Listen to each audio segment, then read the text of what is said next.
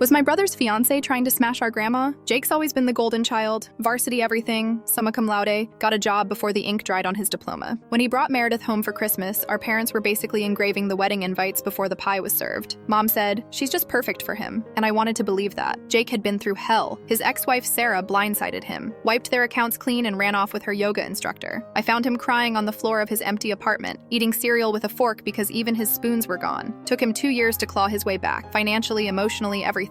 So when Meredith showed up, beautiful and classy with a Pinterest smile, we were all relieved. Finally, a break for Jake. She was too perfect, always saying the right thing, complimenting Mom's lasagna, laughing just a bit too loud at Dad's jokes. But whenever Jake left the room, her whole face would go still. Her eyes would scan the room like she was cataloging valuables. One time she asked me, "Your grandpa, he looks successful. What kind of business was he in?" I felt a chill. That wasn't small talk, that was an assessment. Then came the weird stuff. Meredith always forgot her wallet, every time. Would order lobster, eat 2 bites, then make Jake pay. She claimed to work in marketing at some startup, but her stories didn't add up. One day, she was in emergency meetings all night. The next, she had 3 weekdays off. I Googled her company, Digital Dynamics. Nothing. No website, no employees on LinkedIn, not even a Google Maps pin. Jake just waved it off. "You're being paranoid. Not every startup's online." But her lies were stacking. She said she grew up in Oregon, then a week later it was Georgia. She knew things about our family, like weird personal stuff, that Jake swore he never told her. It creeped me out. And then Easter happened. I was walking past the guest bathroom and heard Meredith whispering. Her voice was low and sharp. "The wedding has to happen before his grandma dies. The inheritance clause depends on it. Keep her sick, not dead. Just 6 more weeks. Once we're married and she's gone, I'll file." We split everything 60-40. I stood there frozen. My hands were shaking so bad I almost dropped my phone. But I recorded the whole thing. She was using Jake. There was a clause in our family trust that gave a bigger inheritance if the heir was married before grandma passed. Jake had no idea. And Meredith was plotting to manipulate that. Worse, she was talking about messing with grandma's chemo schedule to keep her sick just long enough. I wanted to vomit. I locked myself in the guest room and cried for half an hour. Then I got to work. I went through her stuff, found a spiral notebook full of creepy research. Jake's friends, their social media, stuff she used to fake connections. She'd logged conversations and topics to bring up casually. She had everyone's birthdays, allergies, job titles, but the worst was in her purse. Our entire family's credit reports. She'd run background checks on all of us. Every single one. I borrowed her laptop under the excuse of printing something. The browser history nearly gave me a panic attack. How to fake a heart attack, digitalis dosage, life insurance payout timelines, make chemo worse but not fatal. I slammed it shut and backed out of the room like it was radioactive. I didn't confront her, not right away. I knew if I blew it too soon, she'd disappear before Jake could see the truth. So I made backups, screenshots, copies of the recordings, her notes. I gave it all to my cousin, who's a lawyer, just in case. Then I waited for the right moment to show Jake. Click the full story to see what happened next.